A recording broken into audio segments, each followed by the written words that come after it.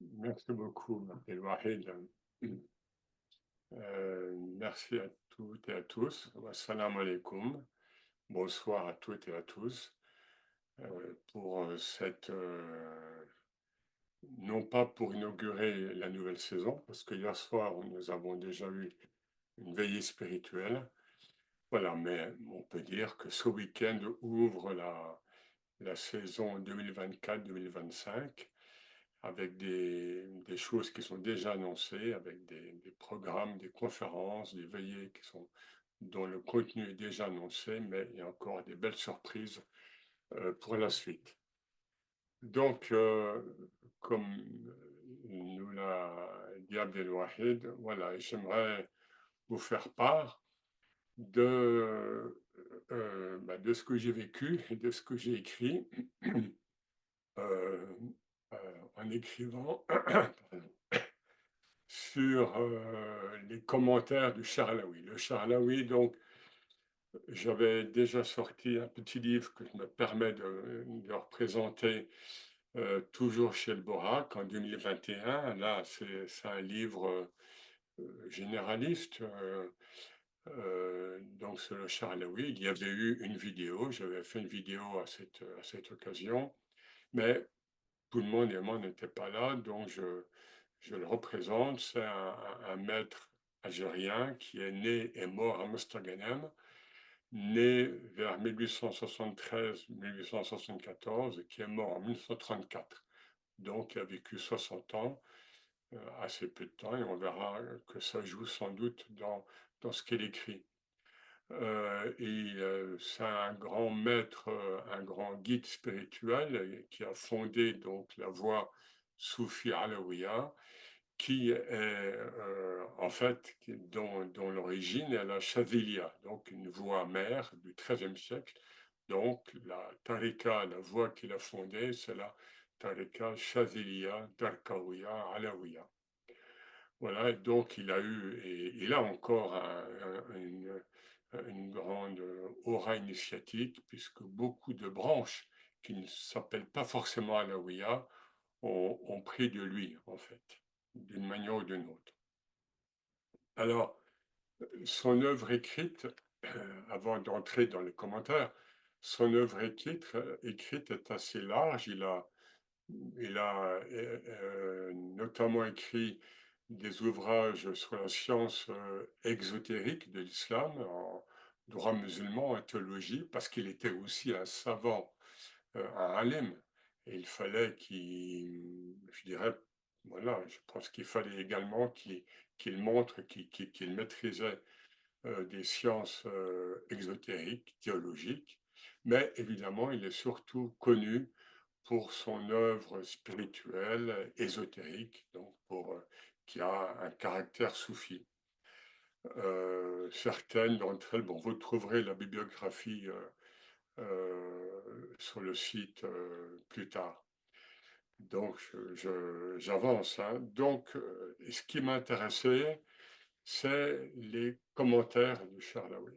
Alors, de fait, dans toute son œuvre, il cite beaucoup le Coran, et nous verrons un petit peu de quelle manière. Mais ce qui est intéressant là, c'est que il a écrit trois commentaires, mais de nature, de taille différente, que je présente rapidement. Premièrement, c'est ce qui devait être son commentaire complet, mais il l'a commencé assez tard et il est mort bien avant d'avoir terminé, puisque il a pu commenter jusqu'à la deuxième grande sourate, après la Fatiha, donc sourate al-Baqarah, jusqu'au verset 207. Donc ça, c'est El-Bahr Majour, fi Tafsir al-Qur'an, bi Mahd el-Nour. Donc la mer en ébullition, c'est pris d'un passage coranique, hein, la mer en ébullition, commentaire du Coran par la pure lumière. Voilà, donc, mais c'est ce qui devait être son commentaire donc, principal, et on verra quelle méthode tout à fait particulière il développe.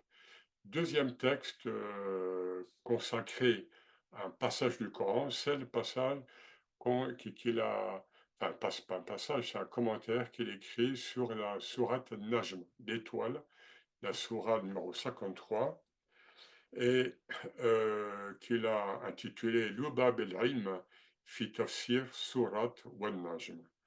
Et donc, qu'on peut traduire par la quintessence de la science au sujet de la sourate par l'étoile. Alors, ce commentaire a été traduit. Hein, tout cela sera cité, hein, et mentionné dans la bibliographie, mais c'est le seul des trois commentaires qui a été traduit en français. Troisième commentaire, assez ramassé, très dense, mais qui porte sur une sourate courte, c'est la sourate 103, la sourate Al-Asr, ou Al-Asr, donc, qui est intitulée Miftah Ulum Sir fi Tafsir Wal-Asr. Donc, la clé des sciences secrètes, hein, dans le commentaire de la sourate Wal-Asr. Alors là, je ne vais pas le traduire, hein, parce que Al-Asr peut être traduit de différentes manières. Et on en reparlera bien sûr. Alors, évidemment, ces trois commentaires sont d'emblée, on peut les insérer d'emblée dans ce qu'on appelle de manière générale en français le commentaire soufi, le commentaire ésotérique. En arabe, on a une formule principale pour désigner ce genre de commentaire, c'est tafsir el-ishari, le commentaire par l'allusion, el-ishara. Voilà, c'est le plus souvent ainsi que sont intitulés les commentaires, on va dire, soufis au sens large. On retrouve également comme expression tafsir ramzi, le commentaire symbolique. Mais le Charlaoui ne cite pas ces termes, mais alors il insiste un peu partout dans ces trois commentaires sur, et il le dit d'entrée de jeu à l'un des commentaires, c'est un des commentaires qui, à la tariq el-fahm el-khas, donc les commentaires selon la méthode d'une compréhension particulière. Et j'insiste sur ce terme khas, khas ou bien la khassa, qu'il faut opposer à am ou amma. Alors, c'est-à-dire, la khas, c'est ce qui est particulier, spécifique, qui n'est pas compréhensible par tout le monde, c'est-à-dire, et parfois traduit, du coup, par élite, élitisme. Ou enfin, disons, un commentaire réservé à l'élite spirituelle. Quand on parle d'élite, on parle bien uniquement que d'élite spirituelle. On peut ne pas être d'accord avec ce terme, hein, avec ce terme en français. Et cette catégorisation, hein, Ram et Khas, n'est pas du tout nouvelle. L'imam Junayd, qui est mort en 911, a été un des premiers à vraiment insister sur cette classification, lui-même distinguait parfois 3 degrés. Il y a l'amma, ce qui convient au commun des croyants, puis le khas ou le khassa, ce qui est compréhensible par déjà des gens qui sont dans un cheminement d'éveil spirituel, et khassat al-khassa, voilà, l'élite de des êtres éveillés, des êtres réalisés. Alors, je donne un exemple d'emblée, hein, pour être pratique. Je donne un exemple sur comment lui, il articule notamment dans, dans El-Bahr el-Majjour, la mer en ébullition, donc cela. Et là, nous sommes dans le 5e verset de Surat al-Fatiha. Voilà, donc, Iyyaka na'budu wa iyyaka nasta'in, hein. Beaucoup connaissent, c'est toi que nous adorons et c'est toi dont nous implorons le secours, dont nous implorons l'aide. Voilà, et le cher nous dit, c'est toi que nous adorons, je veux dire en français, hein, relève de la charia, ça relève de la norme extérieure, tandis que c'est toi dont nous implorons l'aide relève de la haqiqa, relève de la réalité intérieure. Et voilà, donc là, je le cite ou je le commente. La première affirme l'acquisition de l'acte d'adoration par l'humain, Iyyak na'budu, je t'adore, ô Dieu. Tandis que la seconde affirme. En fait, le gnostique, il se rend compte que je ne t'adore pas, parce que fondamentalement, le je n'existe pas. On développera ça un petit peu. Hein. Et donc, il nous dit, voilà, donc, la seconde, il y a Kenstein, c'est par toi, nous ne pouvons t'adorer que par ton aide, eh bien, infirme cette affirmation selon laquelle nous t'adorons. Vous voyez, voilà. Et il nous dit, il continue, en effet, la première, c'est toi que nous adorons, représente l'acte d'adoration pour Dieu. Tandis que la seconde, c'est l'acte d'adoration par Dieu. Je ne peux t'adorer que par toi. Hein. La première a pour raison l'assujettissement aux contraintes de la loi, taklif. Alors ça, on va voir, ça c'est dit assez fréquemment, hein, pas par les maîtres avant le cher Alaoui. Tandis que la seconde, c'est toi dont nous implorons l'aide, résulte de la connaissance spirituelle et tarif. Donc, opposition, hein, qui est aussi en forme d'assonance entre le taklif et tarif. Et il va plus loin. La première, c'est toi que nous adorons, est lutte. C'est une lutte. Ah oui, les 5 prières par jour, le jeûne de Ramadan, le verser la zakat, etc. Et alors que la seconde est contemplation. L'un, c'est-à-dire celui qui suit uniquement la voie de c'est toi que nous adorons, souffre dans ses dévotions, il souffre dans ses dévotions, tandis que l'autre jouit dans sa contemplation. Voilà, qui peut euh, une chose qu'on peut dire sur la distinction que fait le cher entre ce qui est ram, donc ce qui est destiné au commun des croyants, et ce qui est khas, qui est euh, destiné aux gens qui ont déjà réalisé quelque chose. Alors, c'est pas pour vous décourager, mais ça introduit un petit peu la suite de mon propos sur ces commentaires du Coran. Voilà, je cite simplement un passage de son commentaire, de son diwan, donc un passage d'un poème. À un moment, il dit, notre mère, il parle de lui, notre mer est un océan profond qui ne convient pas au commun des nageurs. Voilà, mais restez avec nous parce que il est en même temps très pédagogue. On va voir comment il manie cette union des contraires. Alors, venons-en à sa méthode, c'est-à-dire à son style. Le Cher Alaoui est un autodidacte. Il n'a pas étudié les sciences coraniques ou islamiques, ni à l'école coranique, ou très peu, et encore moins dans une université islamique. Donc c'est son père qui lui a enseigné un petit peu. Donc voilà, et il a reçu peu d'enseignements formels. Or, quand on parcourt son œuvre, et évidemment notamment ses commentaires coraniques, on voit que le Coran est omniprésent. Et il est évident, pour celui qui lit son œuvre, que cet homme a eu un fatra, a eu une ouverture, une illumination, enfin je peux faire le mot ouverture, sur le texte divin. C'est évident.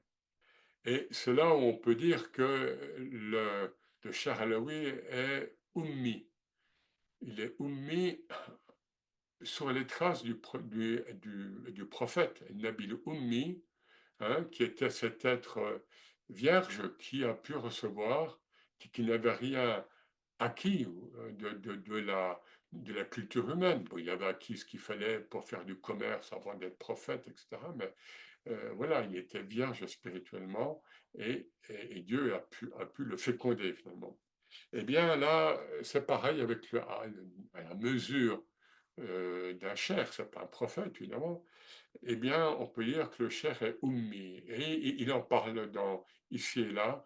Il dit à quel point la science du ummi est supérieure à toute autre forme de science.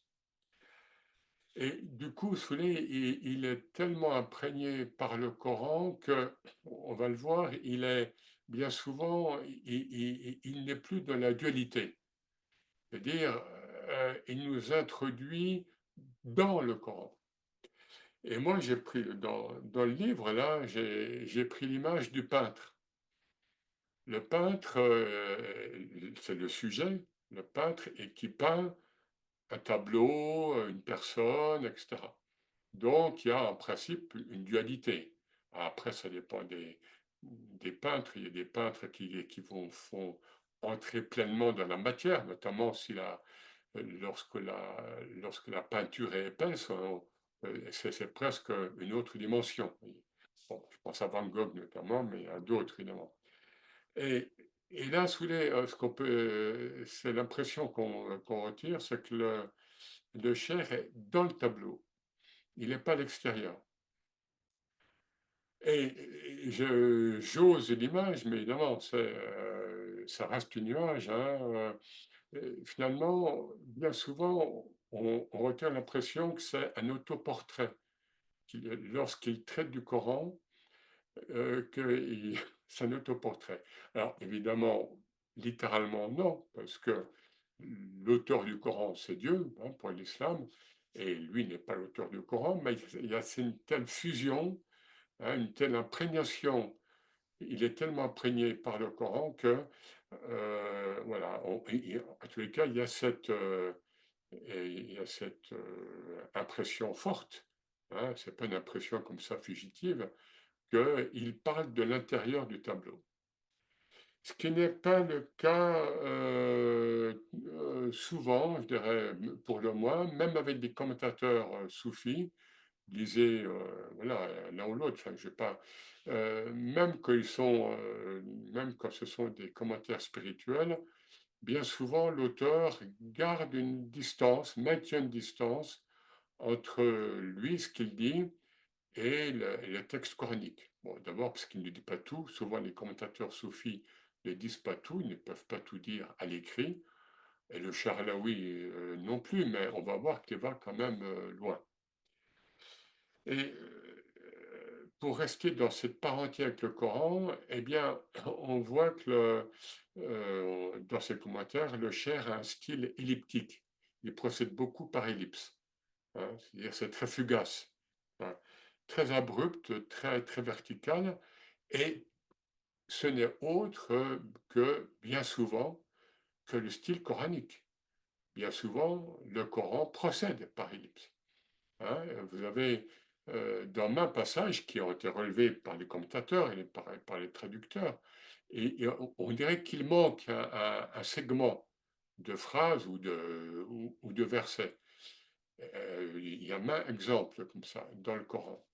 Donc, eh bien, voilà, avec le Cheikh Alaoui, on est un petit peu dans cette verticalité, si vous voulez.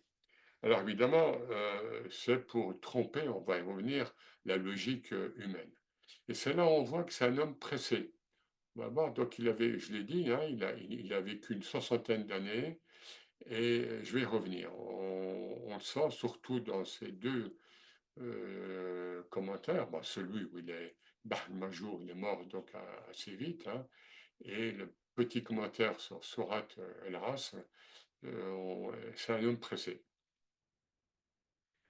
Alors, son but, moi, ce qui me paraît être son but principal, mais on va voir peut-être au moins deux, trois buts, hein, c'est ce que je tire d'un des principes ou une des introductions au Code d'Ima qu'il fait en amont, donc au début de El-Bahr al-Majjour, la mer en ébullition. Il dégage six principes, six prolégomènes, si vous voulez. Et dans le cinquième principe, il montre que le Coran est révélé ici et maintenant à tout un chacun, à toutes les époques. Donc là, je vais lire ce passage, hein, parce que c'est quand même très précis. Voilà, le discours divin est perpétuellement vivant, donc, et qu'il s'adresse à chacun, chacune, à ceux qui se sentent concernés, ce qui explique que les héritiers mohammediens, je dis, y aient leur part au cours des siècles, jusqu'à l'arrivée de Mahdi et la descente de Jésus sur terre. Donc jusqu'à la fin des temps, jusqu'à la fin du cycle, la compréhension, la perception du Coran, elle est ouverte à tout le monde. Enfin, à ceux qui ont, voilà, qui le veulent, qui osent, qui ont des prédispositions aussi, mais ils l'ouvrent. Et voilà, il nous dit, cette ouverture à l'héritage mohammedien est corroborée par le fait que dans le Coran, le prophète n'est pas appelé par ses noms, par ses prénoms, Mohammed ou Ahmed, comme c'est le cas des autres prophètes, hein, Moussa, Ibrahim, Aïssa, mais il est appelé par des titres, Nabi, Ayyuhan Nabi, Ayyuhan Rasoul, ou bien les titres de Surat, Al-Muzammil, et Muddathir. Ainsi, le discours divin peut-il concerner aussi ses héritiers spirituels à travers le temps et l'espace. À travers le temps et l'espace.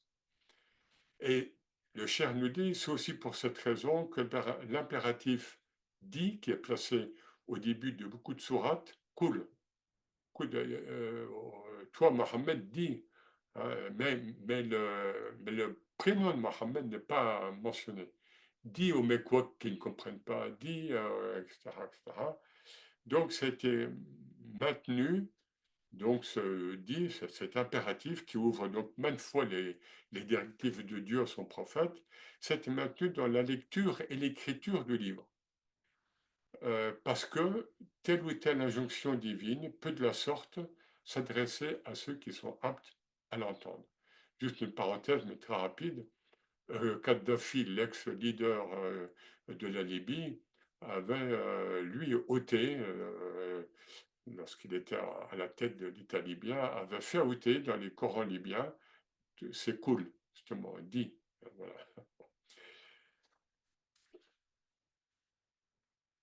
Voilà, donc, c'est-à-dire, pour lui, si le nom du prophète n'est pas mentionné, Mohammed ou Ahmed, principalement, sans parler de ses autres noms, hein, lorsque Dieu s'adresse à lui, c'est pour que nous nous sentions concernés, chacun, chacune. Autre point majeur, là on est toujours dans la méthode et dans le style du cher, et là on est surtout dans El Bahr Major, donc toujours la mer en ébullition, c'est que, alors ça on le sait, c'est pas nouveau, surtout chez les soufis, mais chez lui ça va être développé de manière systématique. La perception du livre, la compréhension du Coran, elle ne peut être, elle ne doit être que multidimensionnelle. Le Coran a plusieurs sens, chaque verset, chaque mot, chaque passage, chaque sourate a plusieurs sens étagés.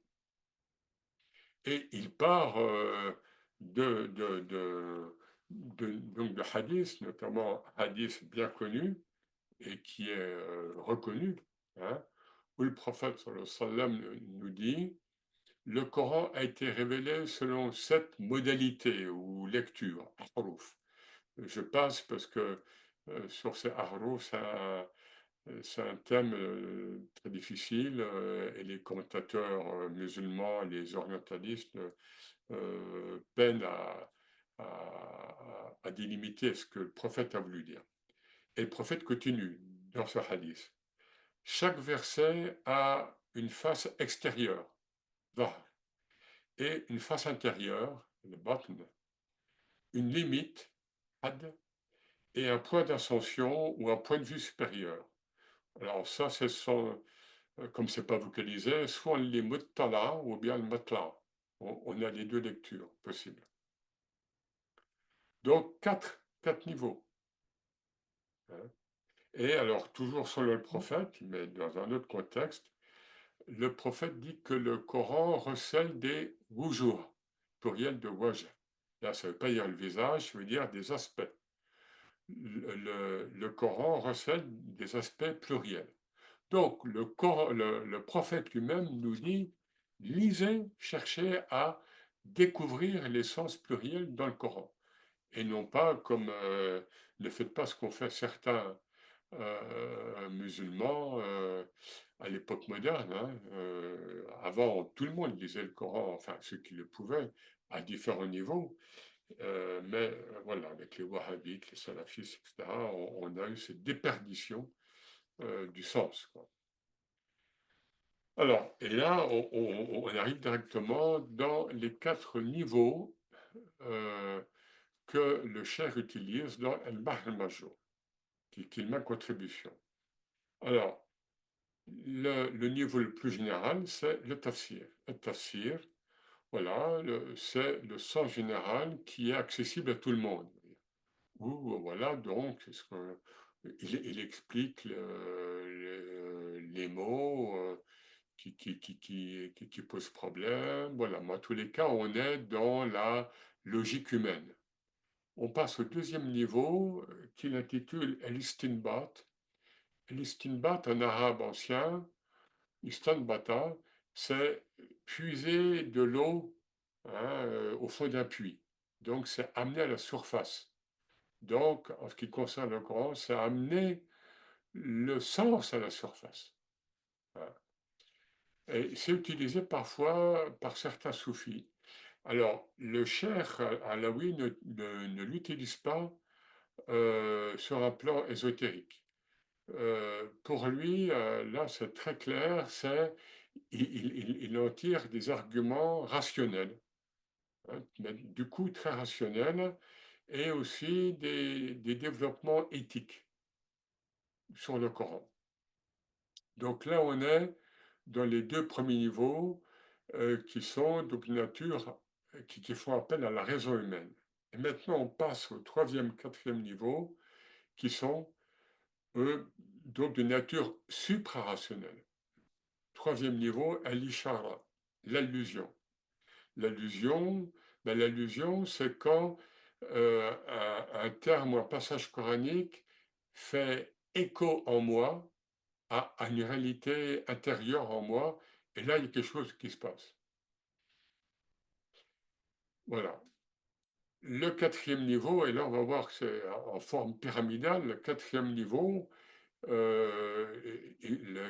lorsqu'il le mentionne, il ne le mentionne pas toujours, mais le plus souvent, il fait quelques lignes, parce que c'est très subtil. C'est ce qu'il appelle, et là c'est original à ma connaissance, lisan ar-ruh, le langage de l'esprit. Lisan ar-ruh, le langage de l'esprit. Voilà, et lui-même nous dit, puis nous nous élevons à une parole plus subtile encore, khas, hein, celle du langage de l'esprit. Voilà, et ce qui est remarquable là, c'est que c'est vraiment, il est très pédagogue au sens où les 2 premiers niveaux de type rationnel sont plus développés parce qu'ils sont plus compréhensibles. Le 3e, l'ishara, est parfois assez développé, je veux dire, au niveau du nombre de mots, etc. Mais au sommet de la pyramide, vous voyez, hein, les jour, langage de l'esprit. Bon, et on va donner des exemples. Alors, cette superposition de sens n'est pas nouvelle, elle n'est pas propre à l'islam. Dans la tradition judaïque, eh bien, certains lisent la Torah sur 4 niveaux. On trouve souvent ces 4e niveaux, et je m'intéresse juste au 4e niveau, qui est appelé le Sod en hébreu, et qui est le sens mystique, allégorique, qui relève de la Kabbale. Voilà. La doctrine chrétienne, chez certains pères de l'Église également, nommait ça le quadriga. Donc on retrouve les 4 niveaux. Et le 4e niveau, c'est alors le terme là, on peut le retenir parce que on l'utilise parfois lorsqu'on parle du soufisme, c'est le terme, c'est le sens anagogique. c'est-à-dire spirituel, céleste, ou bien eschatologique. Et bien sûr que dans la littérature soufie, on trouve, enfin soufie et spirituelle de l'islam, on trouve également des comment dire, des développements pluridimensionnels sur le sens du Coran. Notamment, il y a le sixième imam pour les chiites, le Ja'far al-Sadiq, qui est mort en 765, mais qui est reconnu comme, et qui était de son vivant aussi reconnu et suivi comme une grande autorité par les futurs sunnites. Hein. Tout ça n'existe pas encore vraiment, n'était pas encore distingué. Et voilà. Donc, en tous les cas, ce qui est important, c'est que on va voir, on l'a déjà vu, on l'a déjà abordé, dans la difficulté, dans le caractère parfois énigmatique de ce qu'il nous dit sur le Coran, il y a quand même fondamentalement une pédagogie qui est là, qui est installée. Et pour cela, il faut mentionner et lire quelque chose sur le quatrième principe. Hein, donc, enfin, ce quatrième niveau, hein, donc les Ruh, correspond pour moi à la quatrième introduction de quatrième principe que le Cheikh développe, donc, comme je l'ai dit, au début de son commentaire Al-Bahr al-Majrour. Et là, donc, il nous dit, et ça rejoint un peu le cinquième principe, mais il y a des développements un peu autres. Voilà. Le Coran doit être lu comme un discours adressé à chacun personnellement, de même que le prophète est envoyé ici et maintenant à chaque homme, à chaque être humain. Il ne suffit pas, hein, ça c'est le Cheikh qui parle, il ne suffit pas par ailleurs de croire que le Coran est la parole de Dieu. Bon, d'accord, je crois, non, non, ça ne suffit pas. Il faut l'entendre et l'écouter ainsi. Et c'est exactement ce qu'affirmait déjà Razali, hein, lorsqu'il recommandait aux fidèles d'écouter le Coran, enfin de lire ou d'écouter le Coran comme s'il était révélé là. Et, et le Cheikh continue, le Cheikh Alaoui, voilà, il nous dit, et là c'est assez fort évidemment, il nous dit qu'il raconte à ce propos qu'il éprouvait parfois à la lecture du Coran un tremblement, et il dit là, c'était comme si j'entendais un son retentissant encore du tintement de la cloche. C'est une allusion à la modalité la plus éprouvante par laquelle le prophète, sallallahu alayhi wa sallam, recevait le Coran.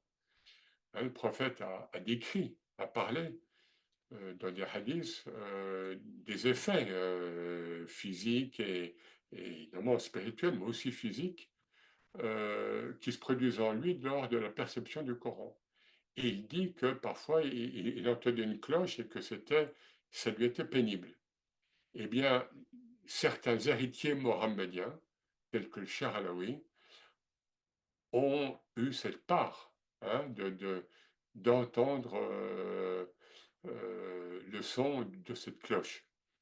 Bon, ça peut nous paraître énorme, mais prenons par exemple l'émir Abdelkader, et lui il dit que la plupart du Coran lui était non pas révélé en mode prophétique, prophétologique, évidemment, évidemment, mais il lui était révélé, enfin, lui était donné, lui était redonné en perception spirituelle.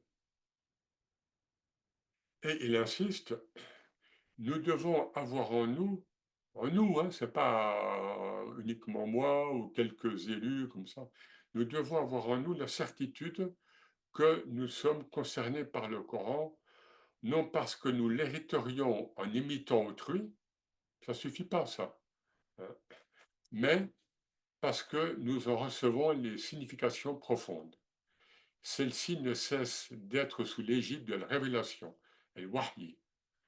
Et l'esprit, Ruh al-Amin, l'archange Gabriel, continue de descendre sur le cœur de toute personne prédisposée dans la communauté de Mohammed.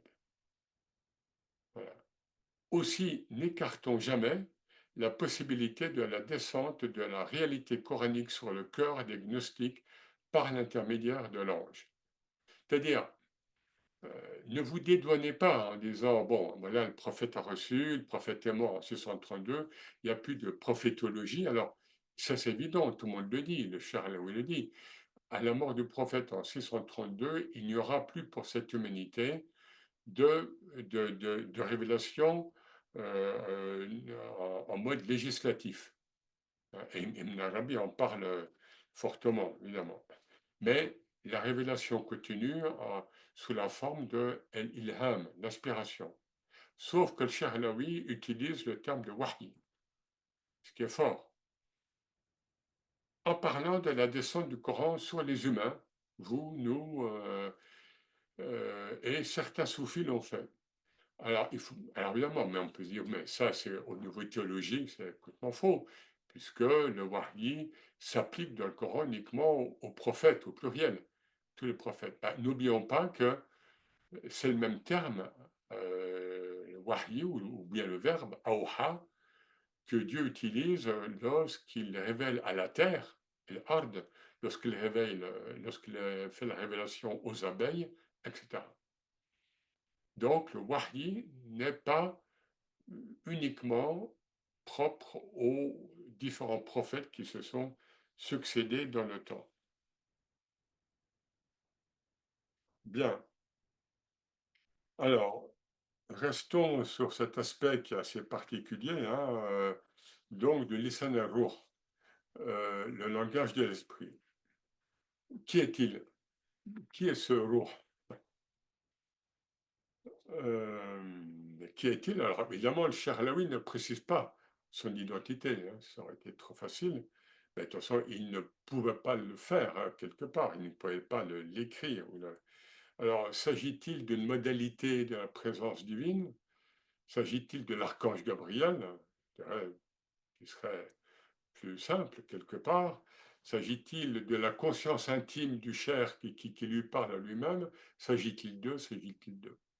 Voilà, donc en fait, il ne le précise pas.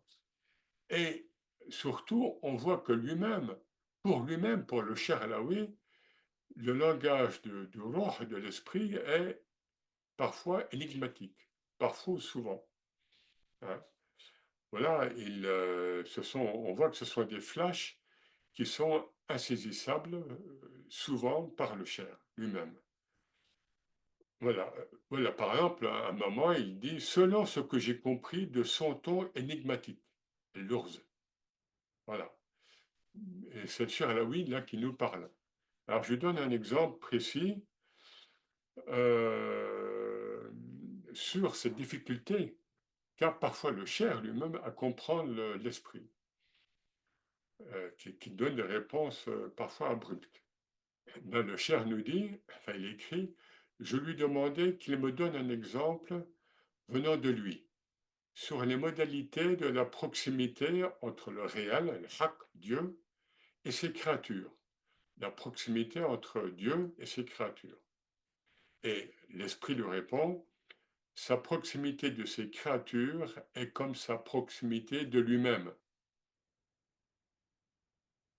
Et l'esprit continue et s'adresse au Charlaoui, hein: connais donc, sinon laisse-la faire à ceux qui sont aptes à comprendre.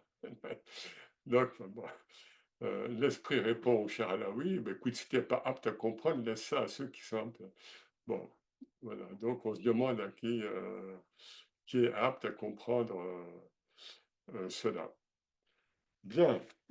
Euh, donc, on voit bien que comment dire, le cher a bien souvent un ton elliptique, énigmatique, parce que euh, parce qu'il est complètement imprégné par le discours coranique. Dans le Coran, vous l'aurez remarqué, pour ceux qui lisent le Coran, il y a plus que des figures de style, hein, ça a un contenu très fort. Il y a ce qu'on appelle en arabe, dans les sciences coraniques, pardon, al-iltifat, iltifat, c'est-à-dire dans un même verset, ou dans des versets proches, on change, mais souvent dans un même verset, on passe d'un sujet à un autre. Ça peut être le sujet, c'est-à-dire, ça peut être le je divin qui passe au il, dans le même verset, il, Dieu, vous voyez, mais ça peut être carrément un sujet, un thème différent. Et le Coran ne nous laisse pas nous installer dans le Coran, ou Dieu dans le Coran ne nous laisse pas nous installer dans un pseudo-confort de logique linéaire, hein. Et c'est pour ça que le Coran, évidemment, est très difficile, même pour des arabisants, en bien de ces passages. Eh bien, le Cheikh Alaoui est souvent, pas toujours en effet, dans ces changements de niveau, hein, dans ces ruptures de niveau. Et du coup, on peut dire qu'il est, il est de ce fait dans une grande liberté. C'est ça qui ressort chez lui. Il est, il maintient généralement dans El Bahr al-Majour, nous sommes toujours dans El Bahr al-Majour, la mer en ébullition, il retient ces 4 niveaux, hein, d'analyse, mais parfois, comme il est libre, des fois il dit pourquoi il ne va pas traiter tel niveau, et parfois il ne le dit pas, hein. En général, il y a toujours le premier niveau, tafsir, parce que il faut poser les choses, voilà. Mais parfois, il n'y a pas l'isana ruh, par exemple, hein, ou parfois, il veut passer directement, je me rappelle, il passe directement du tafsir, donc de la base vraiment, voilà, rationnelle, au lisan al-ruh, hein. Il franchit les étapes et nous amène directement au langage de l'esprit.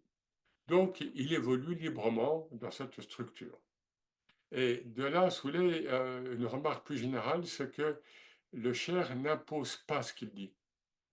Vous voyez, il laisse ouvert, c'est un homme du XXe siècle, hein, je rappelle qu'il est mort en 1934, et il laisse ouvert pour la suite.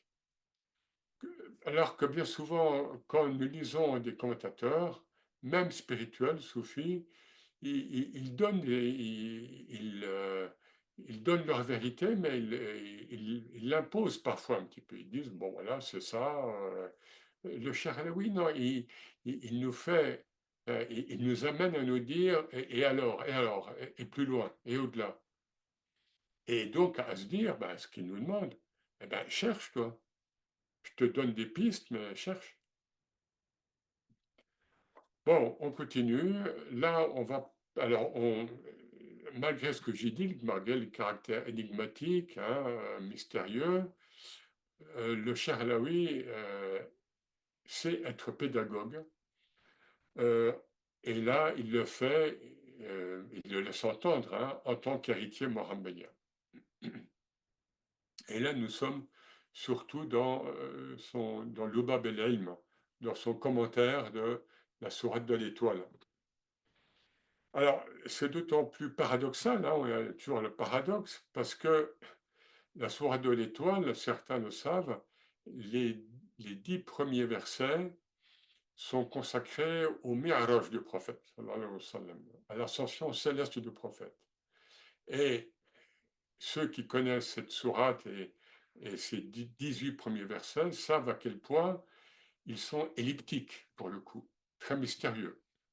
Hein, il y a un verset, Fa'awha il abdihi ma awha, et Dieu a révélé à son serviteur ce qu'il a révélé, ça veut dire, ça ne vous regarde pas. Voilà. L'intimité que j'ai eue avec mon prophète, je vous le dis, voilà, il y a eu cela, mais ça ne regarde pas. C'est ça qui nous est dit dans ces 18 premiers versets concernant l'ascension du prophète. Et, et- mais en même temps, ce qui est intéressant, c'est que le cher développe dans ce commentaire le fait que le prophète est compréhensible par tout le monde. Il est dans le tablir, hein, la communication. Le prophète devait, en tant que dernier prophète, prophète qui synthétise tout ce qui a été révélé par les prophètes antérieurs, eh bien, il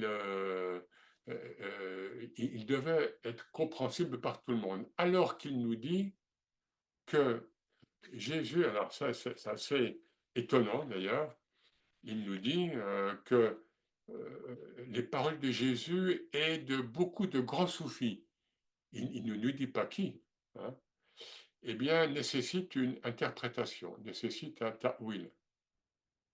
Hein.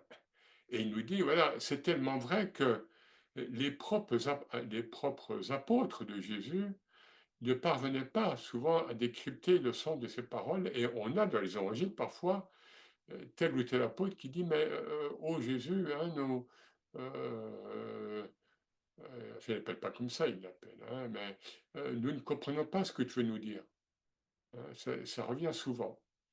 Le langage christique est dans les évangiles, notamment dans l'évangile de Jean, que le cher Alaoui connaissait bien, est très, très, là pour le coup, très énigmatique.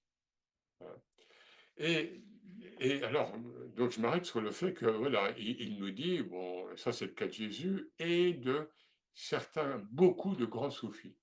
Mais il ne le nomme pas, donc je laisse ça. Mais et donc, ça c'est troublant, parce que ça veut dire que ces grands soufis ne sont pas, ou ne sont pas pleinement des héritiers mohammediens, puisqu'il nous dit que la, la, la vertu des véritables héritiers mohammediens, c'est d'être compréhensible. Hein.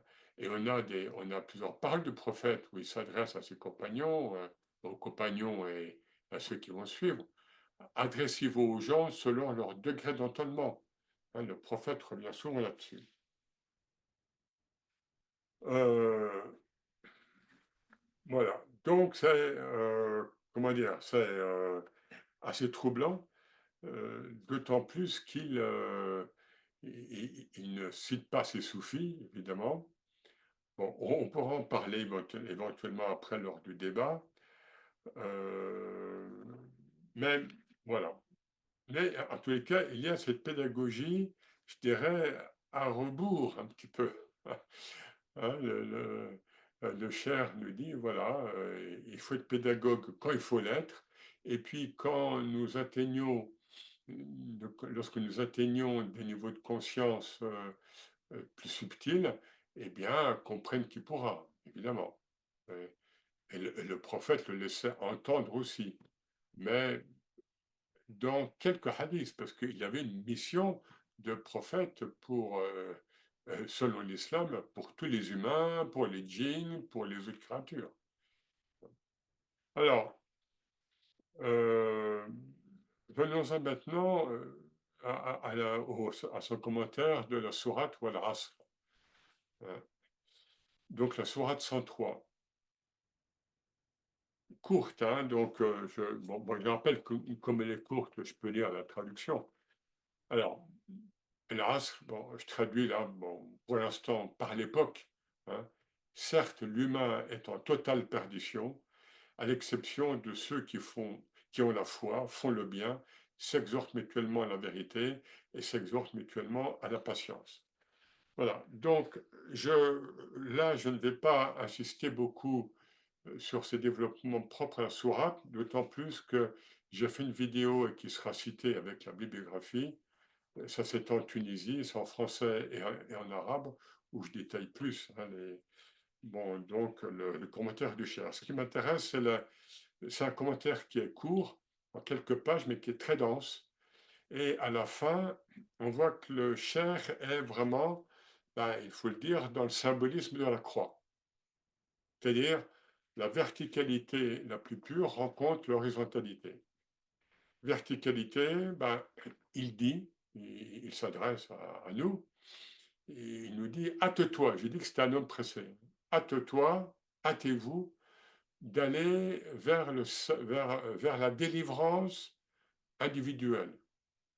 Et là, il utilise une expression, el-khalas il-nihai, qui n'est pas utilisée par les autres soufis. Il a parfois des expressions propres à lui, el-khalas il-nihai, la délivrance finale. Qu'est-ce que ça évoque? Ben, ça évoque l'hindouisme, hein, qui nous dit que l'âme se réincarne tant qu'elle ne s'est pas réalisée spirituellement, tant qu'elle n'est tant qu'elle n'est pas parvenue à la délivrance, qu'on appelle en sanskrit le moksha, eh bien, elle doit se réincarner. Or, apparemment, le Charlaoui n'a pas eu de contact avec la tradition hindoue. Je vous ai dit, il connaissait bien mieux la tradition chrétienne, et notamment l'évangile de Jean, mais la tradition hindoue, formellement, il ne la connaissait pas. Ou alors simplement, c'est un invariant spirituel, évidemment. Voilà, donc presse-toi, hâte-toi vers la délivrance, ne perds pas de temps. Hein. Donc là, c'est le salut individuel.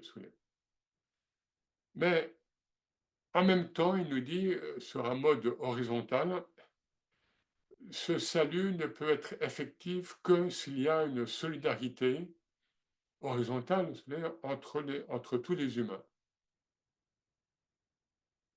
Il le dit dans le même passage. Et voilà, donc il nous dit, il se demande, là je traduis, comment un être véridique et conscient, et voilà, c'est un terme général, pourrait-il être serein lorsqu'il constate l'état déplorable de ses semblables et des musulmans. Alors là, il ne faut pas oublier que nous sommes en pleine période coloniale française en Algérie, hein, voilà, et que le monde arabe et le monde musulman étaient complètement colonisés à cette époque, à l'époque où il est cher. Mais au-delà, on sent bien évidemment que c'est l'état global de l'humanité que le cher a en vue. Hein, et ce qu'il exprime par une expression très personnelle qu'il cite à la fin. Là aussi, c'est une expression qui figure ni chez Ibn Arabi, ni chez l'Imam Abdelkader. L'être humain, il ne l'appelle pas Insan ou Ins ou Banu Adam, les fils d'Adam. Il dit Banu Insan, les fils de l'homme. Bon, je ne fais pas de commentaire là-dessus, parce que ça pourrait être long, parce que ça ouvre des perspectives, mais les fils de l'homme, ou les fils de l'être humain. Mais il y a chez lui une dimension eschatologique. Et je renvoie d'ailleurs, mais vraiment, c'est un peu particulier, il y a un film qui s'appelle Les Fils de l'Homme, qui est en pleine enfin, où l'humanité est à la fin de son cycle, etc., etc. Bon, évidemment que le chien ne connaissait pas ce film qui date de 2012 ou quelque chose comme ça. Voilà, alors j'aimerais, si on a un petit peu de temps, j'aimerais juste, là c'était surtout la méthode, j'aimerais donner un ou deux exemples, pour laisser le temps au débat, euh, sur voilà, des choses un peu concrètes. Bon, il y en a eu. Euh, et notamment centrées sur le tawhid. Bon, beaucoup d'entre vous savent que le travail sur l'unicité, sur le tawhid, est central chez le Charalawi. On en a déjà parlé ici ou là, je ne suis pas le seul. Et voilà, donc là, le passage que je vais citer, entre la, on est entre l'ontologie, c'est-à-dire l'unicité de l'être, hein, le seul être réel, c'est Dieu, et la psychologie. Il ne faut pas oublier que le cher est un guide spirituel qui a charge d'âme. Et voilà ce qu'il nous dit. Il montre en plusieurs endroits, donc d'un commentaire, que l'âme, la nafs, s'esquive face aux exigences de la reconnaissance de l'unicité.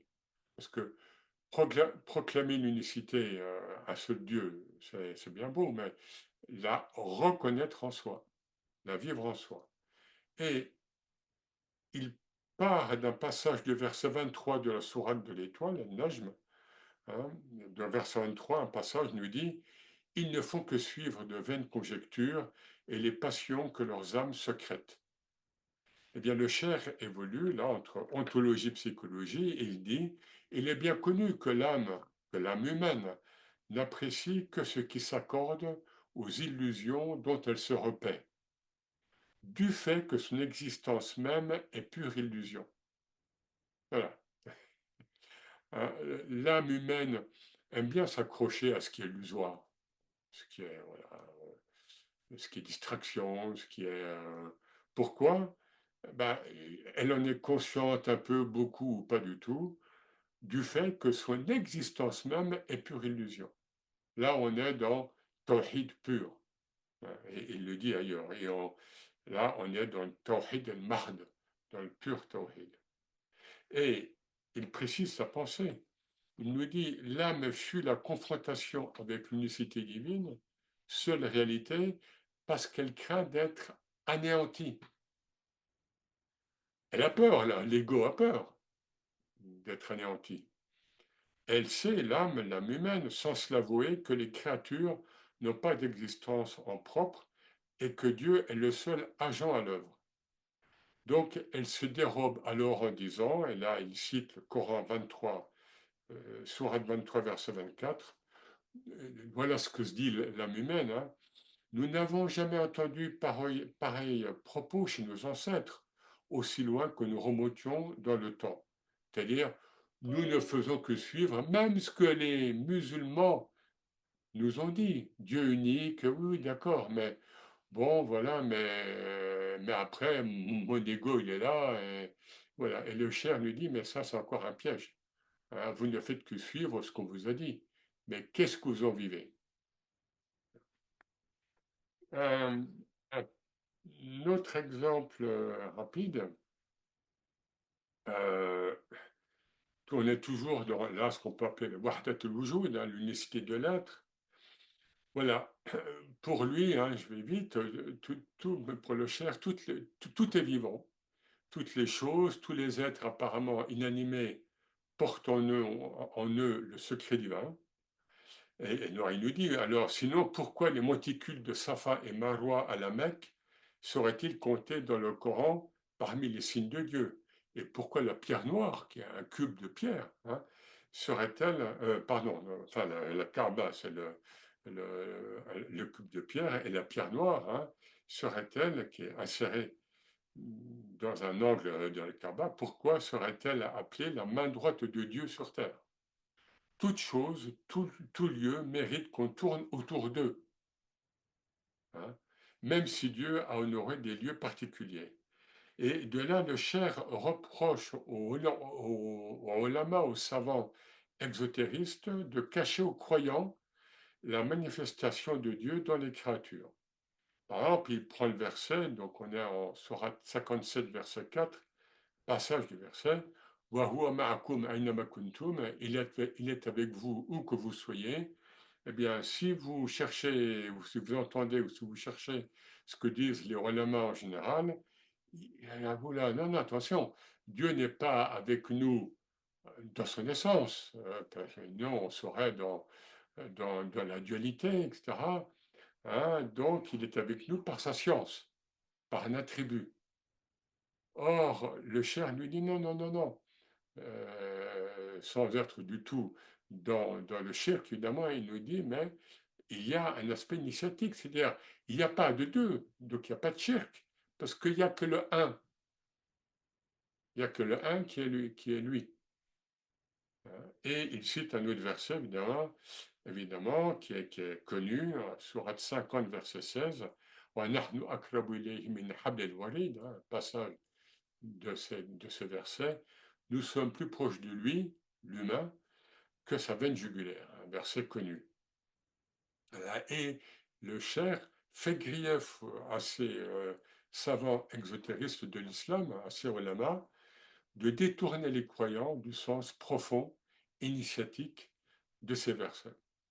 Voilà, donc on pourrait donner beaucoup d'autres exemples, mais je laisse la place maintenant à l'échange. Merci beaucoup, c'est Younes, pour ce très bel exposé que nous pourrons encore, je pense, méditer. Alors, on va commencer tout de suite avec une première question de Malik. qui commence par vous remercier vivement pour cette compréhension Ah oui, éclairée. est-ce que tu peux Favor- parler assez proche du micro? Oui, est-ce que tu m'entends mieux? Oui. Voilà. Donc, on commence par une question de Mali qui commence par te remercier vivement pour cette compréhension éclairée qui favorise une profonde intensification de la concentration lors de la pratique spirituelle.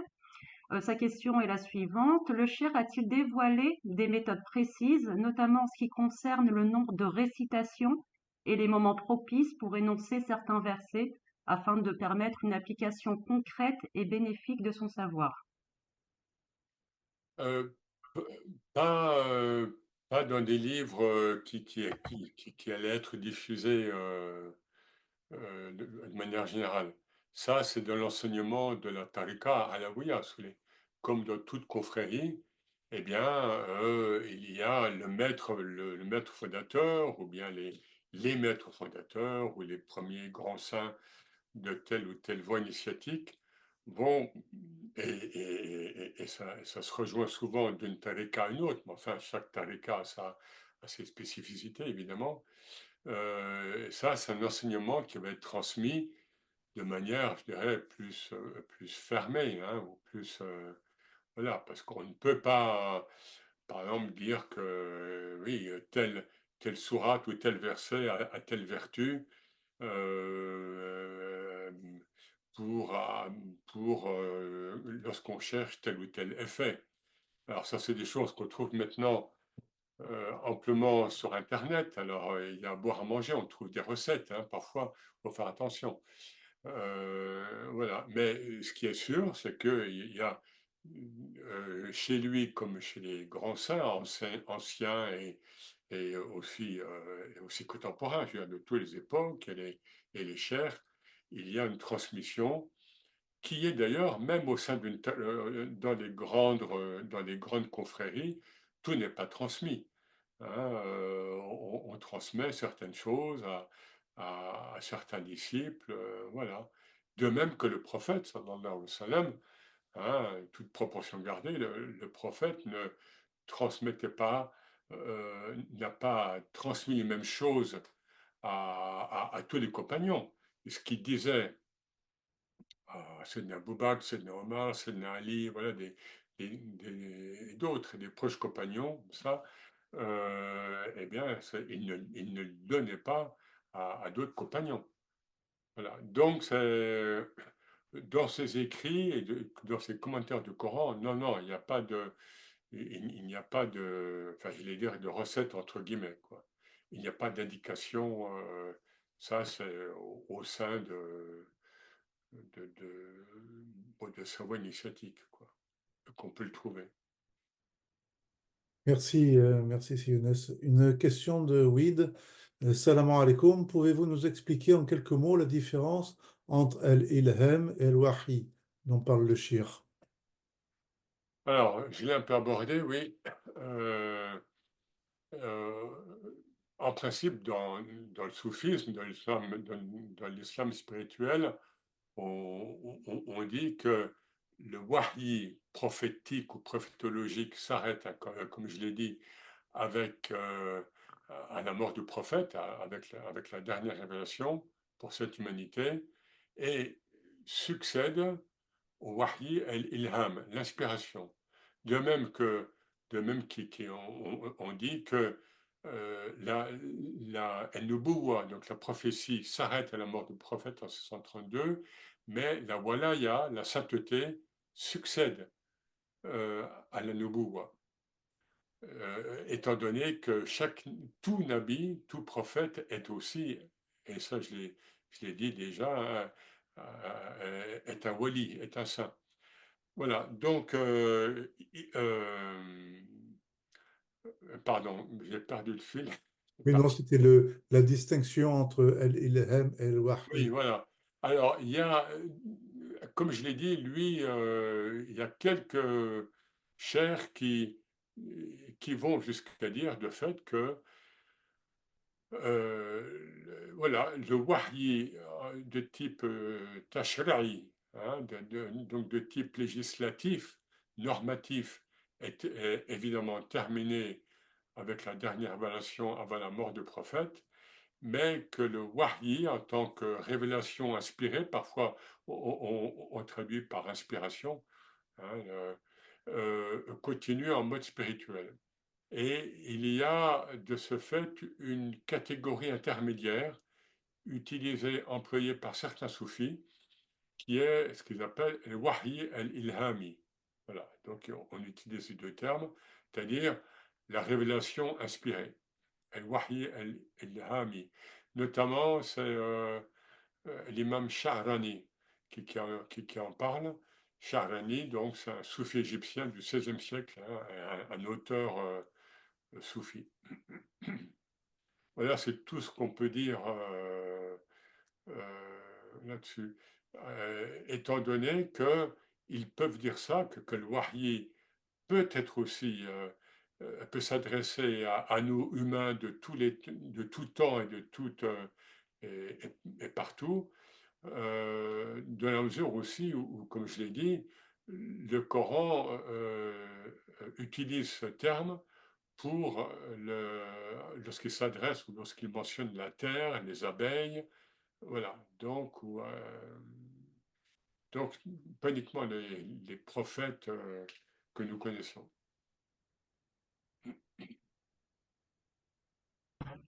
Merci. Alors, une question un petit peu plus générale et certainement pour les non-arabisants, qui est, est-ce que ces niveaux dont vous parlez sont accessibles via les traductions auxquelles nous avons accès, ou bien seule la langue arabe permet cette diversité?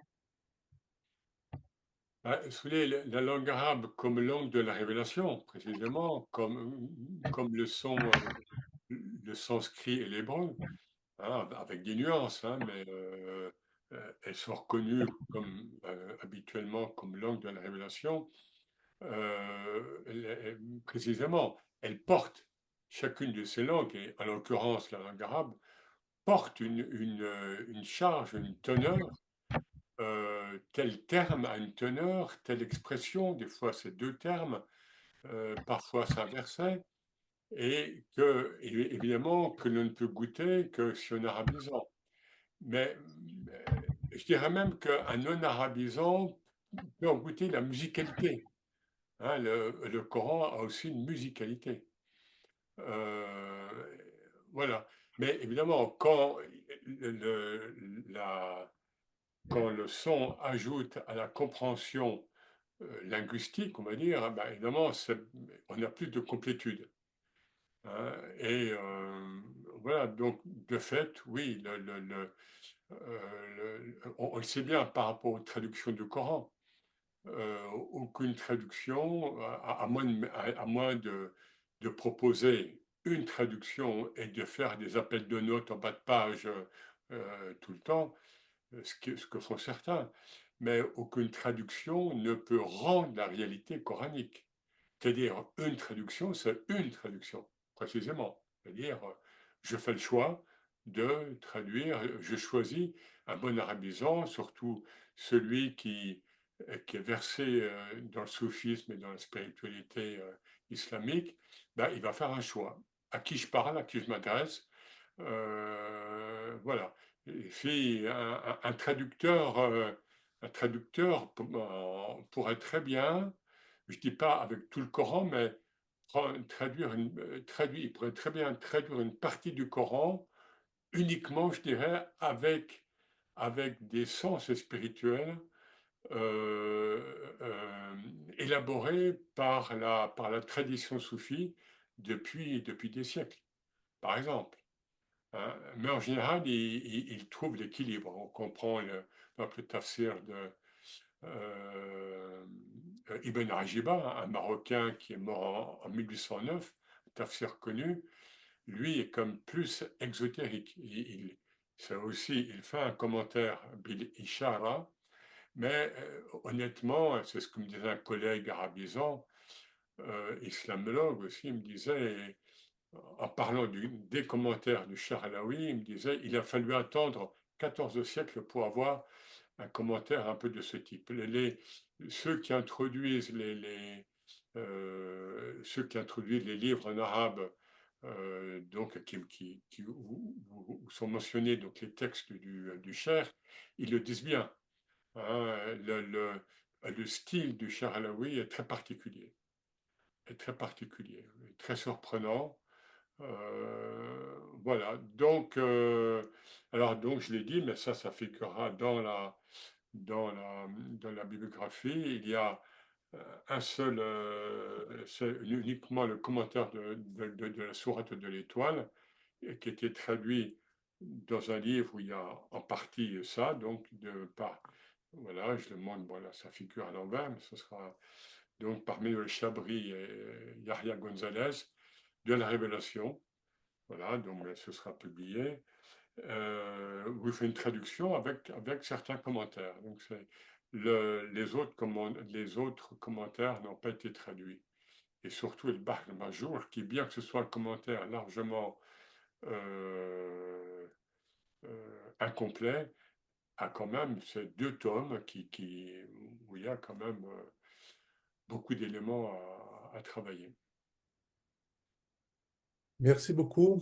On a l'impression, à un moment, tu as fait allusion à la similitude entre une expression que utilise le Cher Alaoui et la tradition hindoue, donc la délivrance finale ou le salut final, enfin je ne sais pas comment on le traduit. Est-ce que, selon toi, on ne pourrait pas euh, trouver une parenté dans le fait que, comme tu l'as indiqué par ailleurs, le Cher Alaoui était d'un type spirituel Zatiyun, et donc axé sur l'essence et sur l'essentiel. Or, en t'entendant, on a le sentiment effectivement que sa pédagogie consiste finalement à éveiller la conscience en vue de la réalisation du tawhid. Et cet éveil de la conscience me semble être également capital dans la tradition hindoue. Est-ce que par ce biais-là, on ne peut pas justement opérer un rapprochement dans la méthode du Cher Alaoui et la tradition hindoue que nous connaissons par ailleurs? Oui, tout à fait. Ben, l'Advaita Vedanta, hein, donc la non-dualité. Donc, entre le principe d'unicité et le principe de non-dualité, il y a forcément convergence, puisque c'est en fait la même chose. Hein. Bon, vous savez, on sait que enfin, moi j'ai connu plusieurs soufis occidentaux, français occidentaux, qui étaient très sensibles, par exemple, à l'enseignement ou à la présence spirituelle, on pourrait dire, de Ramana Maharshi, hein, qui était dans cet état d'unicité également. Hein. Et tu as donc raison de le rappeler, ça a été dit déjà, donc je ne l'ai pas rappelé ici. Le Cher Alaoui est très clairement une vatiyin, donc des gens on retrouve l'homme pressé, hein, là, qui vont directement vers l'essence divine. Hein. Et donc, d'où ce côté, comme je l'ai dit, abrupt, vertical. À un moment dans le livre, je fais le lien avec le titre d'un livre qui est paru il y a quelques années, hein, mais j'ai beaucoup aimé le titre. C'était un livre sur les diverses spiritualités du monde. Hein, j'ai plus l'auteur en tête, hein, mais le titre, c'est Dieu par la face nord. Dieu par la face nord. Bah, le Cher Alaoui, c'est ça, hein, sauf dans quelques passages, mais Dieu par la face nord. Hein. Il ne choisit pas ce qui est le plus souvent. Mais malgré tout, et là on est dans le paradoxe, hein, malgré tout, j'ai comme montré que, voilà, donc il part du socle du tafsir, voilà, il explique chaque mot de manière littérale, hein, voilà. Puis Elistinbat, deuxième niveau, voilà, donc qui est dans la logique. Et après, il y a un gap. Hein. Hop, après, on passe troisième et quatrième niveau. Et là, mais je veux dire par là il ne fait pas d'emblée un commentaire complètement ésotérique. Oui, voilà, oui, donc ce livre, mais le titre est très bien trouvé. Merci. Alors, une nouvelle question. Comment appréciez-vous la méthodologie et la structure que le Cheikh Al-Alawi a donnée à l'exégèse du Coran, notamment dans son livre Al-Bahr al-Masjour? Est-ce qu'on peut dire que son tafsir est chose unique dans la tradition exégétique du soufisme? Oui, oui, c'est ce que je viens un peu de dire, hein, je ne suis pas non plus un spécialiste de l'exégèse coranique, même si je l'ai pratiqué, et bien sûr, avant. Mais disons, oui, c'est quand même très particulier. Très particulier. En tous les cas, je connais bien le tafsir d'un maghrébin qui est quand même antécédent au Charlaoui. Donc je reviens à Ibn Ajiba, qui est mort en 1809, mais c'est un commentaire qui est assez utilisé actuellement. Et je connais bien, parce que j'ai dirigé la thèse d'un ami égyptien qui est professeur maintenant à El-Azhar d'ailleurs, qui est donc sa thèse consacrée aux commentaires donc à ce commentaire de Ibn Ajiba et qui va être publié en français, en France et en français. Donc, et Ibn Ajiba d'ailleurs, oui, l'ami montre bien qu'il y a environ 75% de son commentaire complet, hein, là, qui est d'ordre exotérique et seulement 25% qui est d'ordre ésotérique. Si vous voulez.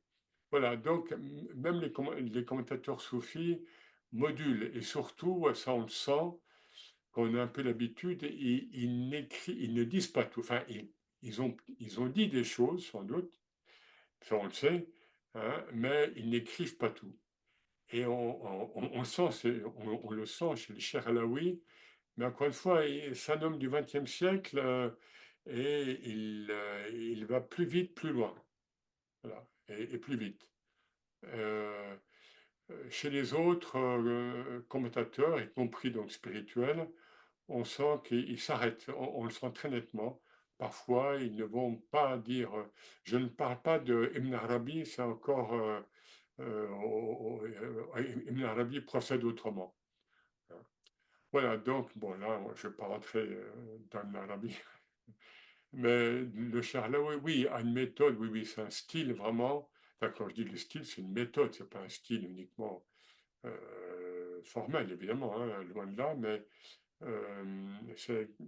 il a vraiment une approche très particulière qui tient, comme je l'ai dit au début, beaucoup en partie qu'il a eu, et il n'a pas étudié les sciences formelles hein, de l'islam. Il s'est formé tout seul, et il s'est formé tout seul parce qu'il a eu dans le fatr, quoi, donc des ouvertures. Quoi. Ça est très clair. Quoi. Hein, et le fait qu'ils disent qu'il parfois, lorsqu'il lit le Coran, il entendait la cloche qu'entendait le prophète. Bon, voilà, c'est quand même. Donc, oui, oui, c'est un style très particulier. Qui fait que ça n'a pas été beaucoup abordé, beaucoup étudié. Hein. Le Bahr Major a été très peu étudié parce que c'est particulier. Alors justement, à propos de ce commentaire, Rouda nous demande quel sens pourrait avoir cette image de la mer en ébullition. Eh bien, euh, pour moi, puis j'avais échangé avec quelqu'un aussi sur ce fait, comme c'est tiré d'une sourate, je ne sais plus laquelle, là, bon, je ne vais pas dire bêtise, je crois que c'est Tour, hein, je crois, où il y a des rimes en our, comme ça. En tous les cas, le contexte est eschatologique. Hein. Donc, fin des temps, la fin du cycle. Et donc, ça rejoint un petit peu ce que j'ai dit par rapport au cher, par rapport à son style, par rapport au fait que c'est un homme du XXe siècle, un homme pressé. Il est pas le seul, hein, et c'est un visionnaire. Il voit ce qui, l'évolution du monde sous les, hein, bon, pour ne pas être plus précis. Et donc, voilà, donc de fait, oui, oui, parce qu'on peut se demander pourquoi la mer en ébullition, commentaire du Coran, par la pure lumière. Bon, alors il y a du sajar, il y a une assonance entre une majjour et puis une nour. Mais le choix de El-Bahr al-Majjour, la mer en ébullition, là, on est bien dans un contexte eschatologique, hein. Lorsque la mer sera en ébullition, lorsque les montagnes seront aplaties, enfin, toutes ces sourates de la fin du Coran, hein, qui évoquent donc la fin du monde, en fait, enfin, la fin physique même du monde. Très bien, Et mais donc, oui, pardon, non, non, vas-y. non, non, non, non, non, voilà, ça, c'est. D'accord. Donc, une dernière question qui porte sur le paradoxe apparent entre la nécessité d'une exposition claire, le tablir auquel tu faisais allusion par le prophète, salam, et le côté effectivement allusif et quelquefois euh, très difficile de compréhension de la forme coranique. Comment peut-on expliquer ce paradoxe? Bah, moi, je dirais que finalement, en définitive, c'est le paradoxe même du Coran. Euh, le Coran qui est un message, je fais ça là, lettre, hein, un message adressé par Dieu à l'humanité et qui est fait a priori pour être comprise. Voilà, pour être transmise, comprise. Or, on sait que dans le Coran, les ayat al-ahkam, les versets normatifs, donc qui sont très clairs, hein, qui répondent à la logique humaine, ils sont très très minoritaires. Donc, bien souvent, dans le reste du texte, le texte est bien souvent allusif, voire ésotérique, voire maintenant on trouve, enfin, je dis, et pas seulement des musulmans, Jacques Berck avait trouvé dans le Coran de la numérologie, c'est-à-dire une science secrète des nombres, hein, etc. Enfin, voilà, tout ce qu'est cette science ésotérique que souvent à laquelle on n'a pas accès ou à laquelle on ne fait pas attention. Et donc finalement, voilà, comme il me semble, et je l'ai dit, que il est tellement dans le tableau, dans le texte même du Coran, eh bien, c'est ce mystère coranique, encore une fois, hein, qui a à la fois fait, encore une fois, pour bon, bilisan arabiyyan mubin, hein, révélé en langue arabe claire. Alors d'abord, maintenant on nous dit qu'arabi ne veut pas dire forcément uniquement langue arabe, mais une langue compréhensible, hein, par rapport à Ajami, hein, donc, quand le Coran dit langue arabe, c'est pas uniquement. D'abord, quel langage arabe, hein? On sait que le Coran le texte coranique vient de plusieurs langages de la péninsule et il y a beaucoup de mots étrangers dans le Coran, etc. Donc, Boubine, oui, langue arabe claire, et en même temps, Dieu nous dit même, enfin nous dit notamment dans le Coran qu'il y a des ayats mutashabiha, hein, des versets, voilà, alors on traduit par ambigu, c'est pas très beau, mais qui sont pas, qui prêtent à interprétation, qui prêtent à, voilà, enfin, qui ne sont pas explicites, etc., etc. Donc c'est le paradoxe du Coran lui-même, et c'est bien ce qu'on retrouve dans l'œuvre d'Ibn Arabi aussi, par exemple. Hein, l'œuvre d'Ibn Arabi, et lui le dit, qui a pour socle le Coran, ben c'est pareil, hein. On est dans une multiplicité de niveaux, on est dans l'ellipse, on est dans l'entrelac, comme disait Jacques Berck, il dit que beaucoup de versets sont en entrelac, c'est-à-dire en structure, ben, comme le panneau qui est derrière moi un peu, là, vous voyez, donc on part sur un sens, sur un segment, puis hop, on passe complètement à autre chose. Ça, c'est le Coran en bien des endroits, hein. Et finalement, le Charlaoui est dans cette, non pas dualité, c'est pas de la dualité, c'est une osmose contradictoire. C'est ce qu'on appelle un peu dans l'analyse des termes soufis. En français, on parle de comment, oui, de couple de contradictions, hein, qu'on parle du fana baka, hein, extinction sur existence en Dieu, qu'on parle de el khawf el raja, la peur, l'espérance. Ça.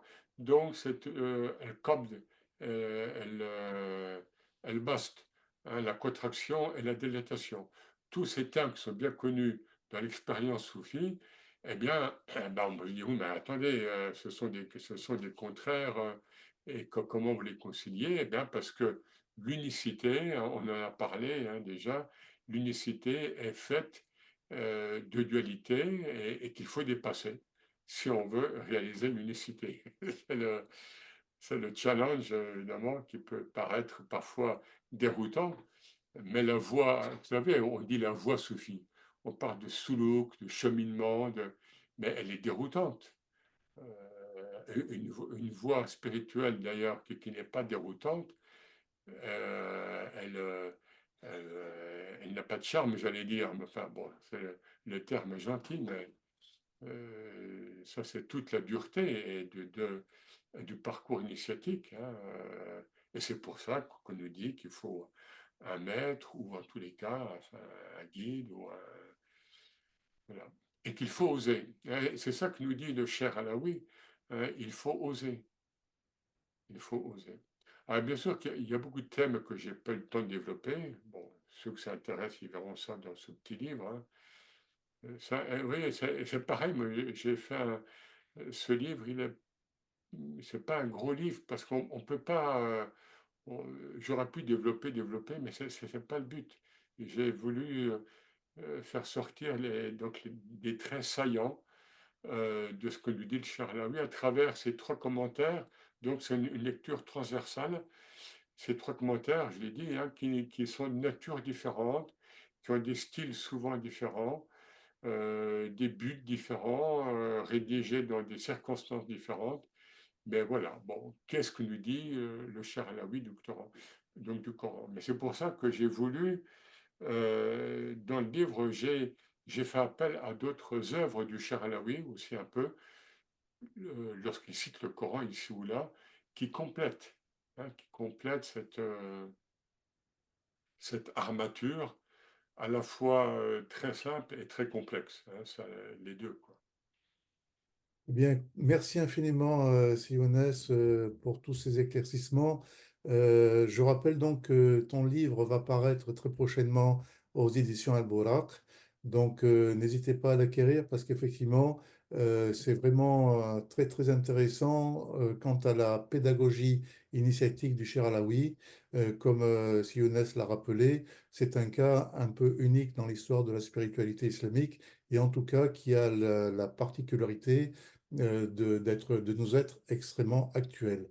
Voilà, avant de nous quitter, je vais remercier Mariam pour sa participation au chat, ainsi que Mina, à qui je passe la parole pour notre prochain rendez-vous. Bonne soirée à tout le monde. Salam alaikum. Merci à tous pour votre présence ce soir. Merci beaucoup, cher Younes, pour cette conférence. Nous retrouverons pour la prochaine veillée spirituelle le samedi 26 octobre à 21 heures. Un enseignement par Monsieur Éric Geoffroy. Le thème sera la Chadiliya, une voix soufie dans le monde. Donc, nous vous remercions encore pour votre présence ce soir et nous quittons sur ce beau poème Laïla de Cher Alaoui. Merci à tous.